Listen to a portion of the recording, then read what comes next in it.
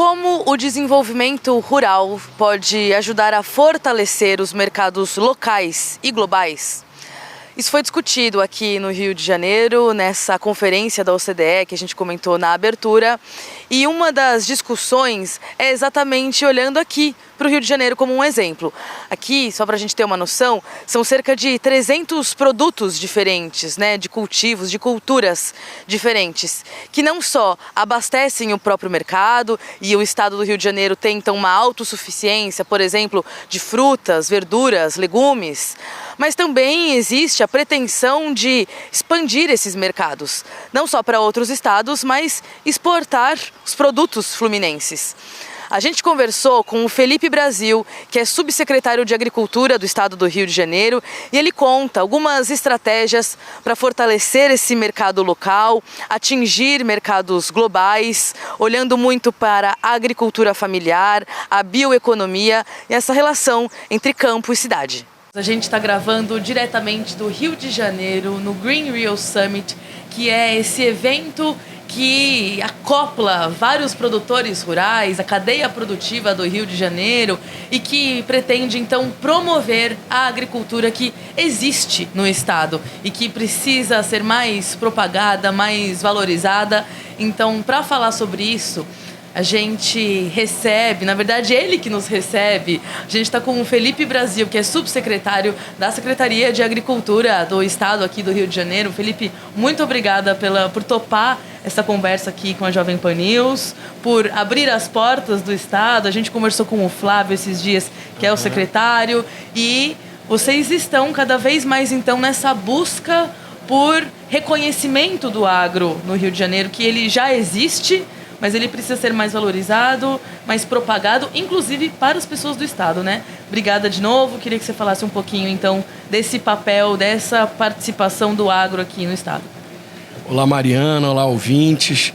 É fundamental, assim, quando a gente fala do Rio de Janeiro, a gente sempre lembra nos outros estados que o Rio de Janeiro é a capital do samba, a capital do futebol, das praias, da indústria do petróleo, também das indústrias químicas, mas a gente sempre tem que lembrar que o Rio de Janeiro foi a primeira capital do agro do Brasil. O Rio de Janeiro foi por onde iniciou a produção agrícola e por onde se escoava a produção agrícola no período colonial, no período do Império, e o Rio foi a capital do café do mundo, Depois o café seguiu aí para os demais estados. E a agricultura fluminense, ela vem se mantendo desde sempre, ao longo dos anos. É claro que de uma forma meio invisível. Por quê?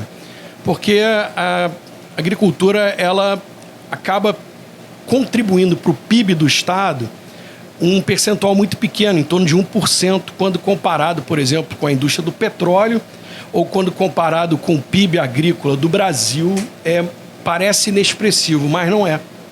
Por que não é? Porque nós estamos falando de uma agricultura que está muito próxima do segundo maior mercado consumidor do país.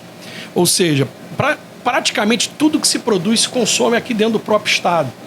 Pouquíssimas coisas saem, obviamente, por conta da fronteira com o Espírito Santo, da fronteira com São Paulo, com Minas Gerais, mas a maior parte desses produtos são produzidos e consumidos no Rio. E o que isso representa em termos de produtores, por exemplo? Estamos falando em torno de 50 mil produtores, uma população de mais de 1 milhão de pessoas que vivem em municípios do interior, e com uma coisa muito interessante: dos 92 municípios do estado do Rio de Janeiro, os 92 têm produção. Ou seja, o próprio município do Rio de Janeiro, ele é urbano, mas com uma agricultura periférica, periurbana e urbana muito expressiva, Sobretudo, se nós lembrarmos, por exemplo, da produção de mandioca aqui do bairro de Santa Cruz, que é muito famoso, flores, a parte de plantas ornamentais, nós temos olerícolas, que são as hortícolas.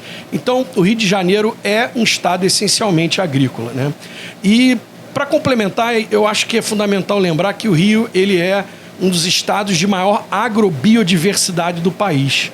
Você não consegue falar, Goiás, você lembra do quê?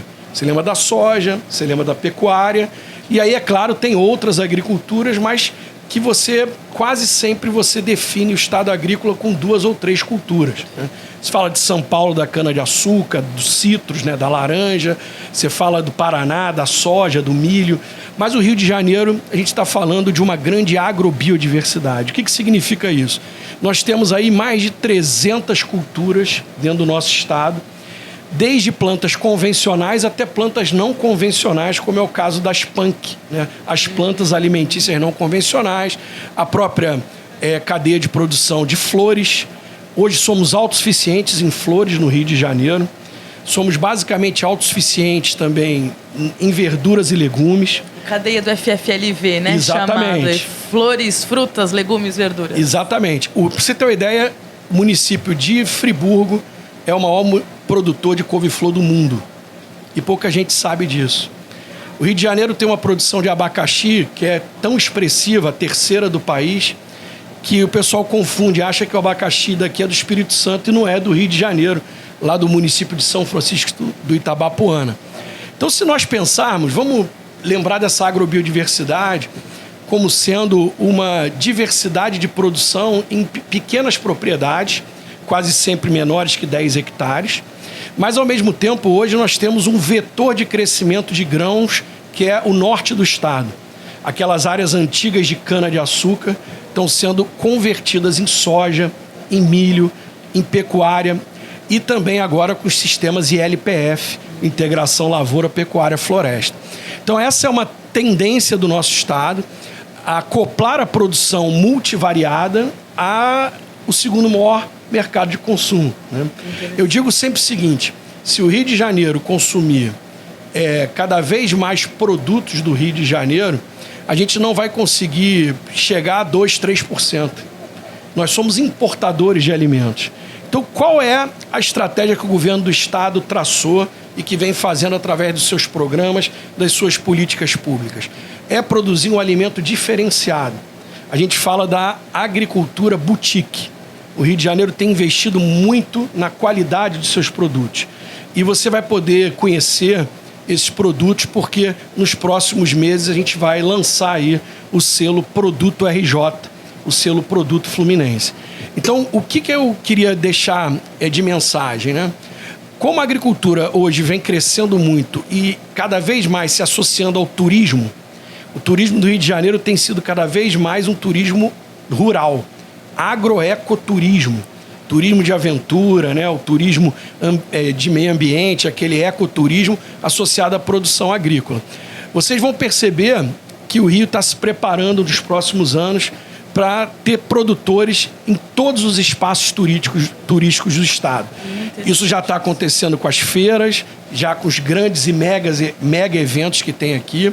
Só para você ter uma ideia, Mariana, na Rio Innovation Week desse ano, que é a maior feira de inovação e tecnologia do país e uma das maiores do mundo, nós tivemos um pavilhão com mais de 40 produtores e recebemos mais de 80 mil pessoas circulando pelas nossas palestras, pelos nossos estandes e consumindo o produto RJ. Então, quando vierem ao Rio de Janeiro, eu costumo dizer sempre isso.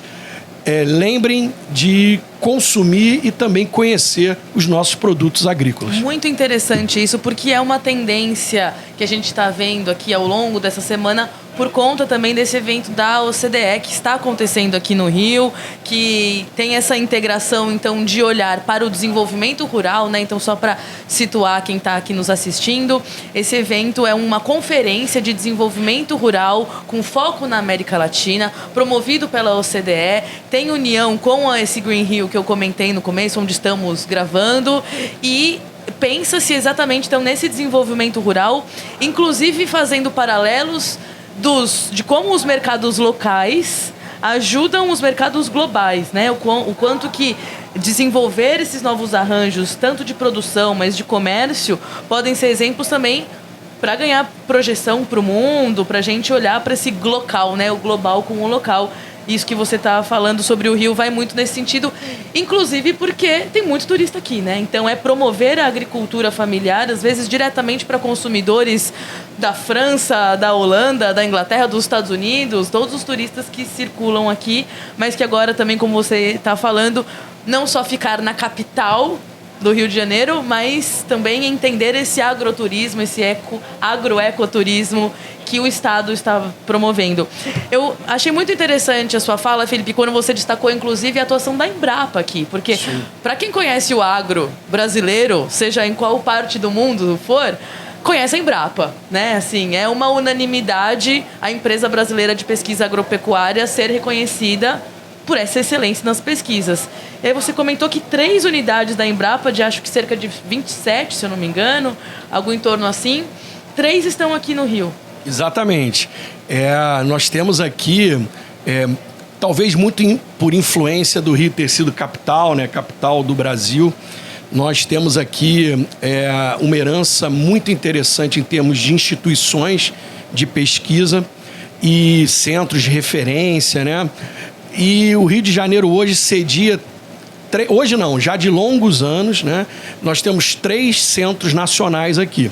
A Embrapa Solos, que fica no Jardim Botânico, que é responsável aí por grande parte da pesquisa de classificação, levantamento de solos, né? Para também desenvolvimento de tecnologias de uso sustentável do solo. Então, é uma Embrapa muito ativa.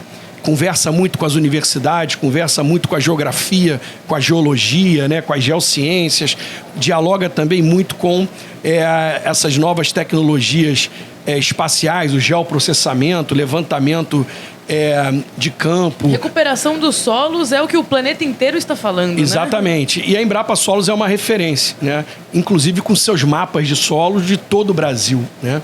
Nós temos, só um parêntese associado a isso que eu falei da geociência, nós temos o Departamento Nacional de Produção Mineral, que é o DNPM, né? Que agora é a AMN, né? A AMN, Agência Nacional de Mineração, ANM, que também tem um centro de excelência aqui, que é o CPRM, que fica aqui na Urca. Então, tem um museu geológico. Então, é só para mostrar que existe aqui um grande número de centros de pesquisa. A Embrapa Agrobiologia, que talvez uma das mais famosas do país, né, por conta das pesquisas com a fixação biológica de nitrogênio.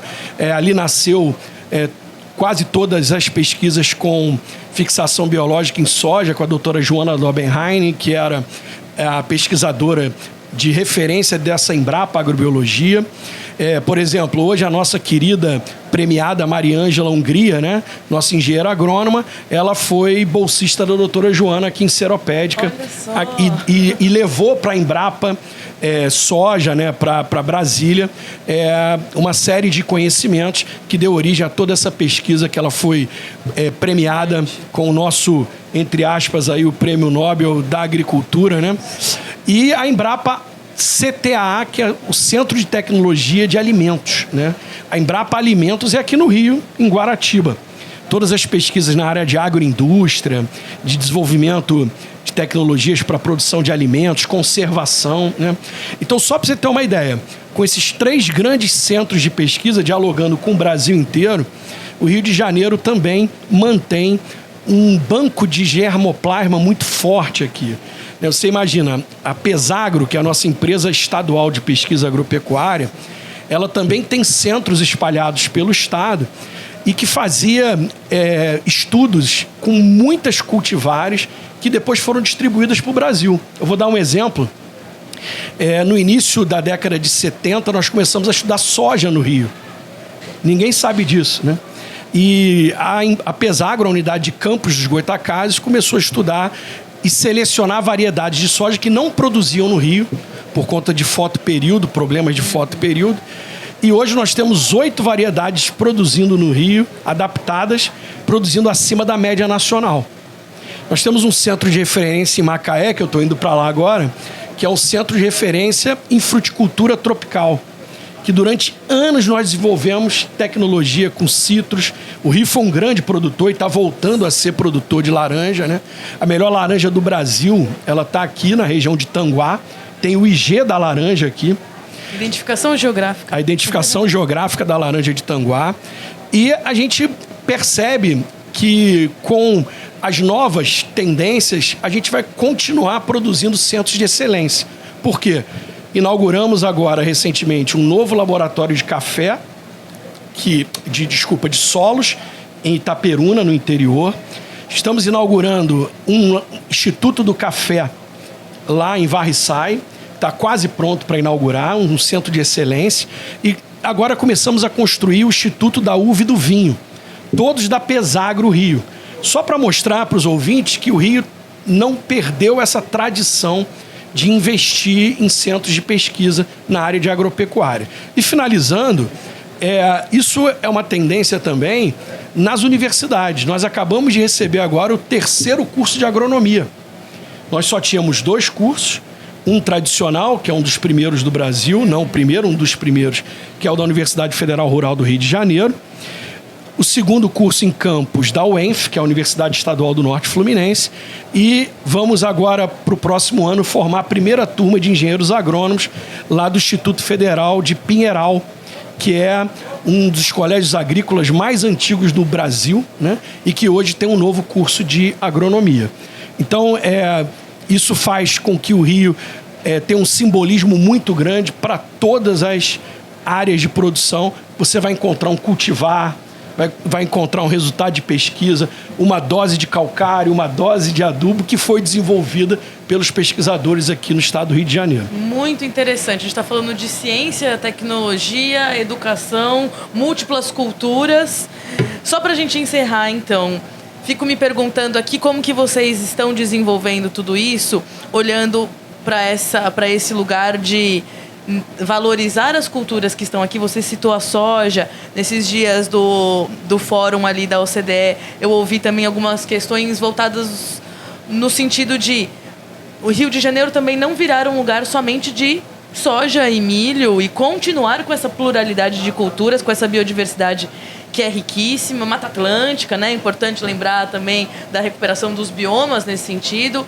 Como que vocês dialogam em relação a isso, de ter um mercado garantidor para todas essas culturas, exatamente para não ter que ir para um lado de grandes commodities que tem mercado garantido, mas que não é o DNA do Rio e muitas vezes nem a topografia, né? Então, até no sentido de maquinário, como que esses agricultores familiares também têm trabalhado, se existe algum investimento, como que se dialoga nesse sentido também de a topografia não facilitar muito o maquinário nesse sentido, né? Então, essas duas frentes.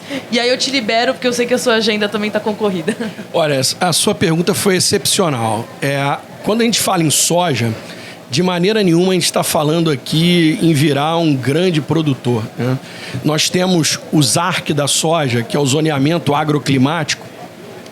Ele tem delimitado no estado do Rio de Janeiro 300 mil hectares, em torno de 300 mil hectares, nas áreas de melhor topografia para nós fazermos uma mecanização. São áreas degradadas, áreas que já foram produtoras de cana, hoje estão com pastagem, quase a maioria em estágios avançados de degradação. Nós temos outras áreas já demarcadas para um distrito ou distritos florestais. O Rio agora vai se transformar também em produtor de eucalipto, que foi uma cultura muito polêmica no estado. A gente teve, inclusive, legislações aqui proibindo a cultura. E hoje a gente tem uma política de desenvolvimento florestal muito interessante. A gente já começa a ter o eucalipto chegando de duas formas, em monocultura, mas também pelo ILPF, sistemas silvopastoris. Recentemente lançamos, junto com a empresa Trimais, lá no Norte Fluminense, uma iniciativa privada, um sistema chamado Boi na Sombra, que é um sistema de recuperação de pastagens degradadas, utilizando também a silvicultura, o eucalipto. O bem-estar animal, né? Usando o bem-estar animal, a recuperação das áreas degradadas, a produção, e fortalecendo os agricultores locais e regionais. Agora, a sua pergunta ela é muito importante porque nada disso mexeu no tabuleiro da pequena agricultura. Muito pelo contrário.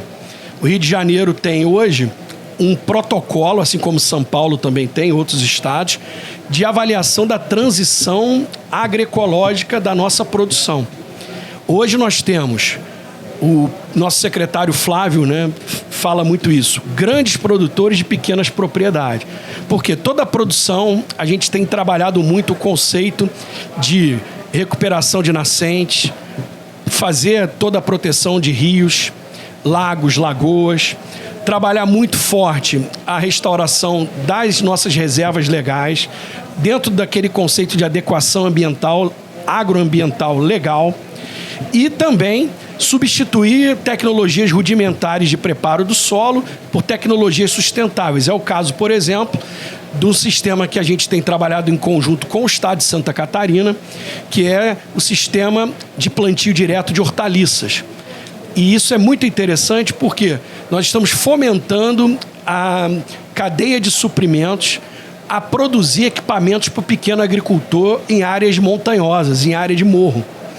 Usando tobata, usando moto, usando quadriciclo, usando pequenos tratores e voltando a ter também tração animal dentro de um conceito aí de preparo de solo conservacionista.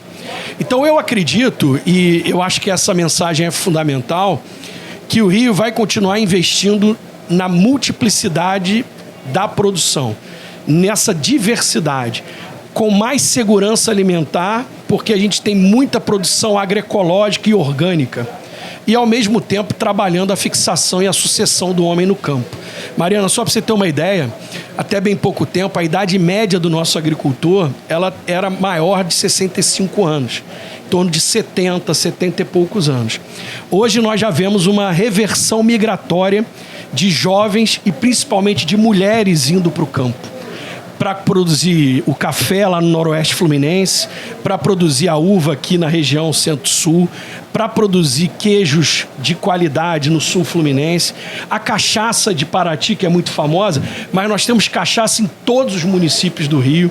E, é claro, fazendo quase sempre com que esse campo tenha um modelo de produção cada vez mais ecológico e cada vez mais sustentável em todas as suas áreas, né? Porque não adianta só você produzir floresta se você não tiver condições de sustento para aquela família, se você não conseguir ter qualidade de vida para aquela família e para o seu entorno, e ao mesmo tempo garantir uma moradia de qualidade, né? Então eu digo sempre o seguinte: o agro ele depende de cada vez mais ciência, conhecimento, e não dá para ficar trabalhando só aqueles pacotinhos tecnológicos que existiam no passado. Então o Rio de Janeiro tem se preparado. Quero agradecer muito, Mariana, a confiança do nosso governador Cláudio Castro, porque eu que venho da área acadêmica e também do setor privado, eu entendo que liderar uma transformação como essa precisa de muita segurança e de muita coragem, porque você não muda de um dia para a noite, né? E também o nosso secretário Flávio, que é médico, tem uma sensibilidade muito grande, mas é filho de produtor, foi agricultor familiar e atualmente é produtor rural.